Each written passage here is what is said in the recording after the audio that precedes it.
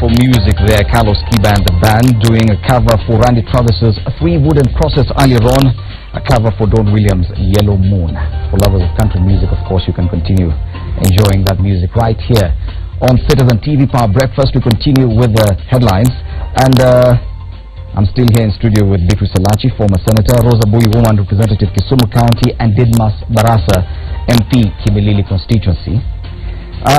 Now, whatever happened on Friday with the judgment given by the Supreme Court with regard to the presidential election also has an effect on other electoral races. And an update that I'm just receiving now, Mandera County gubernatorial aspirant Hassan Nur Hassan, who lost the seat to incumbent Ali Roba, will be filing a petition to challenge the result at the Milimani Law Court today. Yes. Also a Vinyandeti, and this is actually on page 4 of the Daily Nation. Vinyandeti will also be filing a petition challenging Alfred Mutua's win as a governor for Machakos. Now all this is based on the judgment by the Supreme Court. A different headline still on the same, on page 5 of the Daily Nation, that ruling may have little effect on other cases. Now this is according to legal experts. They say, fine, you may quote that judgment by the Supreme Court, but you will need to prove your case. I have 2 elected members of the National Assembly. Now that the Supreme Court gave that judgment on Friday, what happens to your position now? Let's start with Rosa Buyu, because yes, you agree with that judgment. Does it mean that your own election could also be put to question? Let me say this first of all. In 2013, when I contested, I felt that I was not happy with the outcome of that election, and I actually went to court to petition the election of the MP who had been declared as the winner. Unfortunately, in 2013, the judgment of the Supreme Court affected most of our petitions, or petitions of the people who'd gone to court, because the one thing that kept on recurring in all our cases in the judgment was that, okay, there were irregularities, but were they big enough to affect the final result? So most of those cases were thrown out. Based on the judgment of the Supreme Court then. I know that now the judgment of the Supreme Court points out to massive irregularities in the electoral process, or in the elections that we just had. This, I'm sure, is also going to affect judgment in most of the petitions that are going to come up. Because remember that the election was won, the system was won, so if massive irregularities have been cited in the presidential election, I'm sure that a lot of people are going to get favorable judgment. So we are going to see many people going out to petition. Unfortunately, I think the deadline is Wednesday, because you have only 28 days, on the 6th. So anybody who wants to petition has only today, tomorrow, and Wednesday to do that. So you agree, yes, even your own election could be questioned? And I'm open. Yes, if we are going to talk about fraudulent election process or election conduct during these elections, I know that if I'm taken to court, and I've also had rumors that my competitor might be taking me to court, or might be going to court to petition our election, I think it's within their right. Because if it was fraudulent, it must have been fraudulent for all of us. So it's within their right, and I'll be able to face her in court just to show or to prove that I won, or to prove my case. But I know that a lot of people are going to go out to petition, and I might not be one of the people who might escape the petition. Didmas Barasa, what's your take on this? I'm ready to go through any fresh elections if the courts in Bungoma will found any massive irregularities in the elections, parliamentary elections in the Kimilili constituency. However, I'm keen to point out that the Supreme Court ruling has got nothing to do with the elections of members of parliament, because the forms that are being scrutinized are the forms that were used for presidential candidates. If you look at the way voting was done at the parliamentary level, is that all political parties had their agents at the polling centers, and the results that were being announced at the polling centers are the same results that were compiled at the constituency level that declared me as a duly elected member of parliament to represent the community constituency. And as far as I'm concerned, the elections in Kimilili, I never participated in any fraudulent activities that would have given me the victory, because I beat my competitor with a landslide over 8,000 votes. But nonetheless, if any court sitting in Bungoma will find that we had any irregularities and they invited my win as a member of parliament, I am ready to face my competitor even tomorrow, and I will do the same. You're saying that such a judgment should not be based on the Supreme Court? Absolutely, and I agree with the experts, because every case is argued based on what is brought on the table. And the matter that was in question before the Supreme Court was whether Uhuru Kenyatta was validly elected or not, and whether IEBC conducted such process within the law or not. Beatrice Elachi, you lost a contest in Dagoretti North constituency. Would you challenge it in court based on the judgment by the Supreme Court? One of the things I would say is the best you can do is, first of all, get your real case to hold, because you have to get all the forms, which sometimes, and some of us, Fred, we looked at the process, and that is why I'm saying I wish the courts decided to call all the ballot boxes to Nairobi, recount this thing. You would have preferred a recount? I would prefer a recount, so that we know which regions are these, because we are going back to an election. You have just told us transmission of results. You have not helped Kenya, because in the end of the day they will have to sign again this form that was said that Form 34 had irregularity. I wish the Supreme Court put in more effort and just say, bring in these ballots. Let us see how Kenyans mess down there, and so that when we are resolving the problem once and for all, we shall never go to a court and say it is just transmission. In the end of the day, even bring the bios, because we want to see how these bios also are being used. And if I was somebody in court, I would have called for the kings to come in court and let us see if it is tallying the ballot and the fingerprints, because you can print that data properly and know how many people voted in which polling station and how many ballot papers do we have in a ballot box. But you don't necessarily agree that the Supreme Court judgment should affect these other contests? It doesn't matter. Let it affect, but we shall learn a lesson, all of us as Kenyans, that when you go for an election, let it be free, fair and transparent. Fred, we seem to be missing the point here, and I'm sorry that I'm going back to the Supreme Court ruling. I think both parties were well agreed that elections, people came out to vote and people voted peacefully, and no party has a problem with that. There is also agreement that the counting of the votes went on smoothly and agents signed. There's still no problem with that for both parties. But the issue then comes in with the transmission of results, where the results that were declared at the polling stations are not the results that found their way in the tallying up to the national level. That is where the problem is. So recalling the ballot papers from the polling stations to count them would not be what is solving our issue, because that was not the issue that had been taken to court. But surely a recounting would, because we're going back to an election process which is even more expensive, don't you think a recount of the ballot boxes which are sealed would have done that? If the problem was not with recounting, because NASA didn't have a problem with recounting, the only thing that would have solved this whole issue was those servers should have been opened as had been directed by the Supreme Court. But unfortunately for Jubilee, people were asleep, and up to now they don't seem to have woken up. Those servers could not be opened. That is where everything lies. Had the server been opened, we would have actually seen what the exact results were and who the winner of that election was.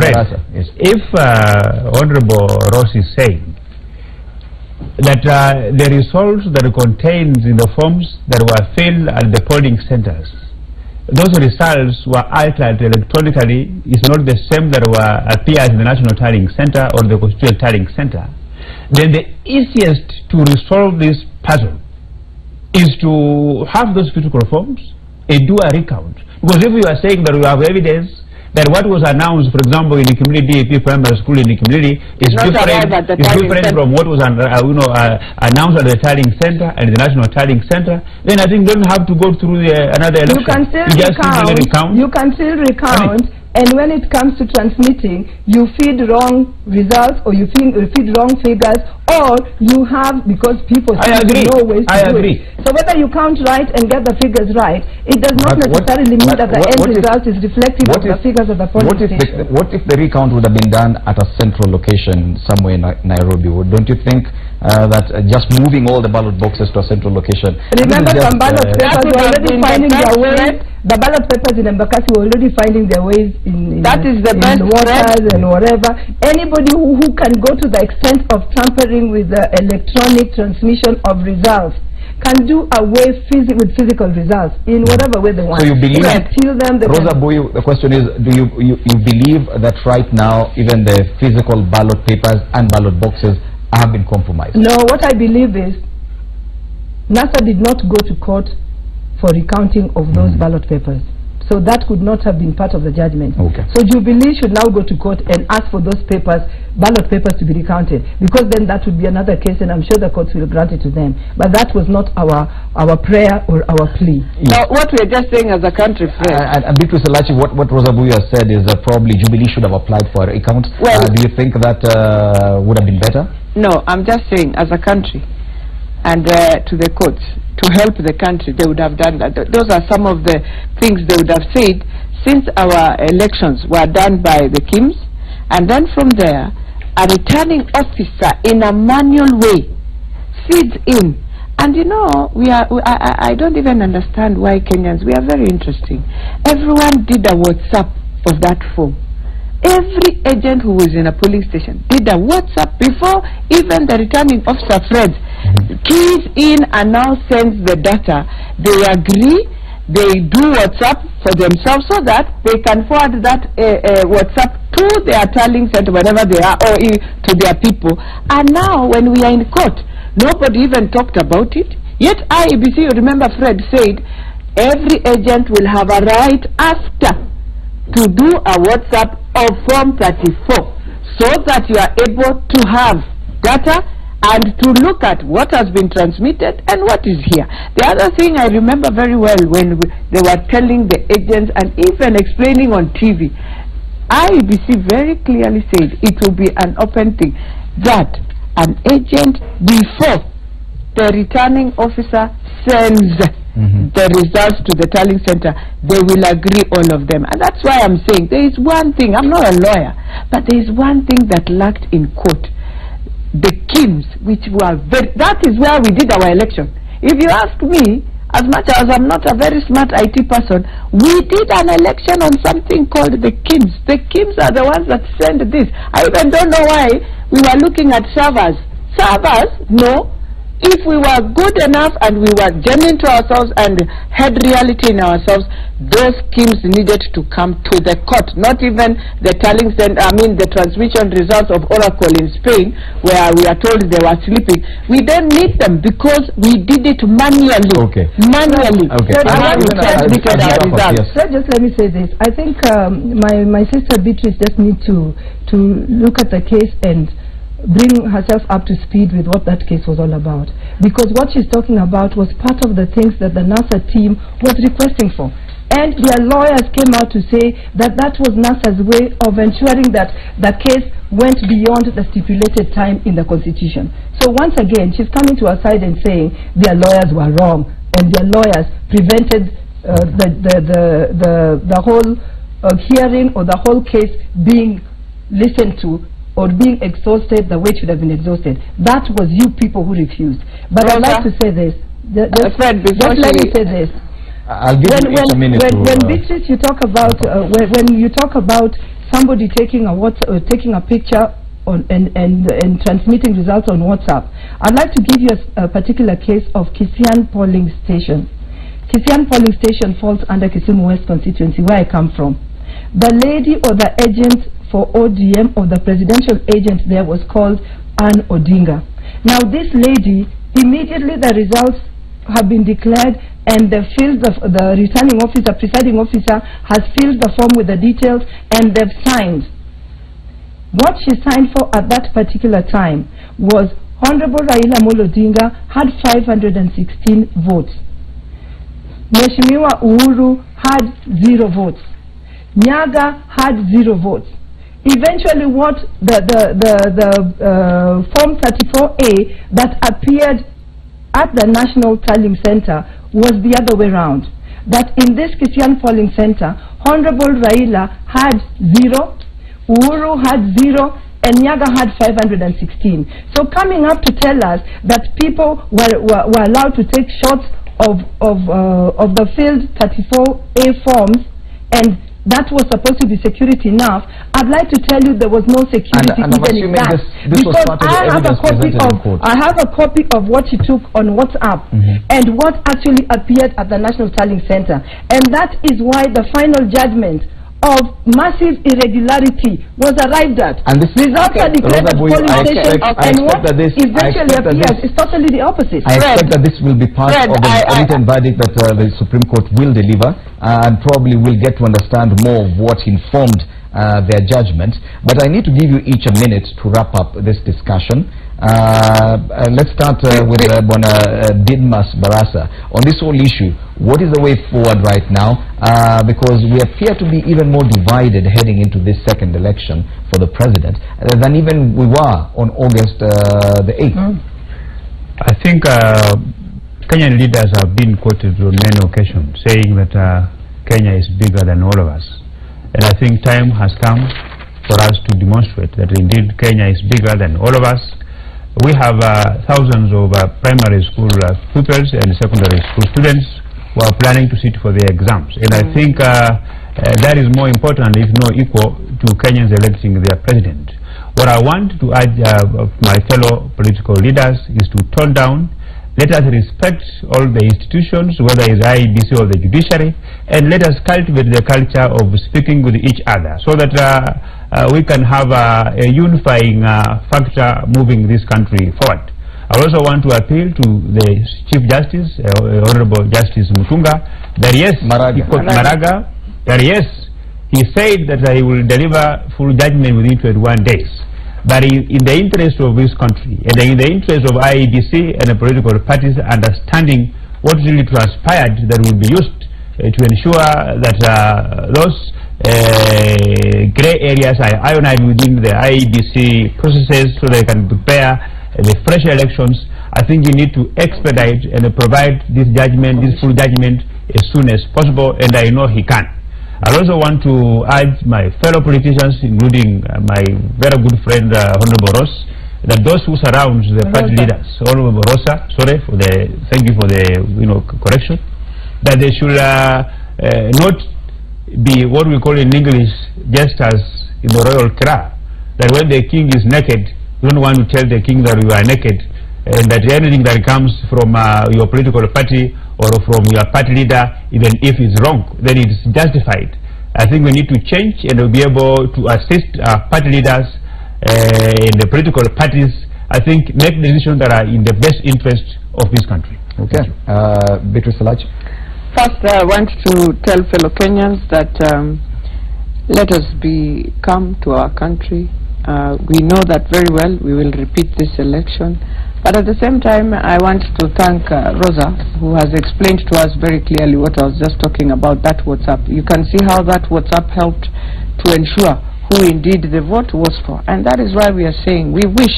And going forward, these many cases that are coming up, we are hoping the judiciary can look of a simple way than putting a country back to a polarized political move. We can recount and finish things quickly for those who have come in and look at, and if there's any more irregularities beyond is when you push people to an election. It will help the country. We are pleading also to all the political divide. Let us respect the institution, both the IEBC, both the courts. We want to respect IEBC because right now our country is in the hands of IEBC. Let us have tolerance in whatever they will propose to us, so that we also say Kenya is bigger than all of us. And if it is bigger than all of us, surely it is unfair to put Kenya into a political mood for the last 4 years that we've had, and now again we want to start a new fresh political temperatures. It divides us fully. It puts us in a very awkward situation. Some of us who are from the swing votes that they talk about, we find it very difficult because we don't have a political, I mean, we have no presidential candidate, some of us, and therefore we are wondering, why are you pushing even our counties not to do work but now to go back on a political process when we came out clearly and we supported both leaders fully?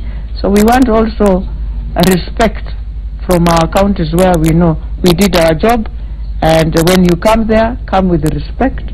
Don't come to abuse us because we have no presidential candidate.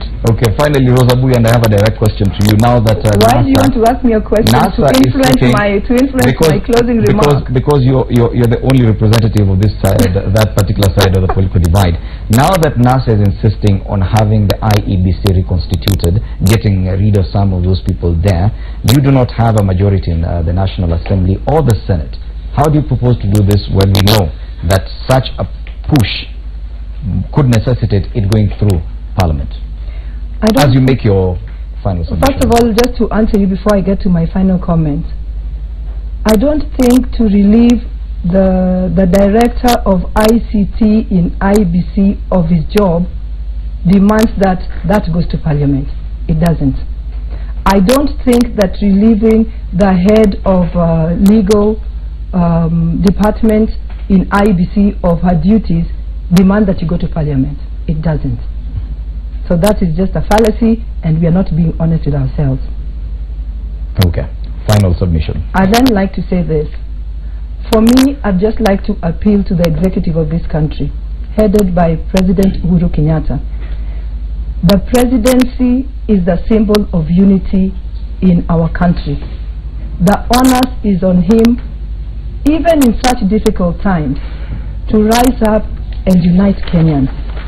The hypocrisy by which they've reacted to the judgment of the Supreme Court is what is taking Kenyans to the dogs.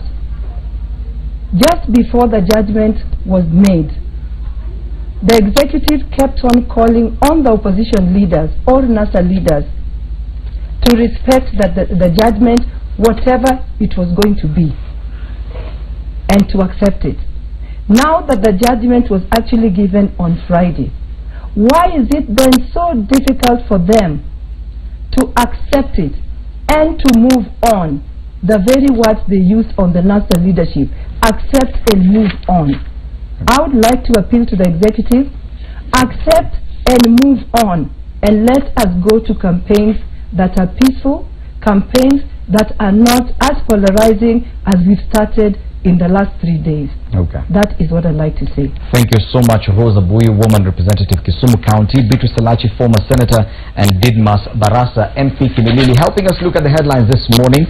And that's where we get with the news review. Remember, Power Breakfast still continues. We have an Inspiration Monday. That's where we get an inspirational interview. Dr. Wale will be in studio with Joey Muthengi. On behalf of Willis Waburu, Joey Muthengi, my name is Fred Indimuli. Continue watching Power Breakfast. That's a hashtag to use. Good morning.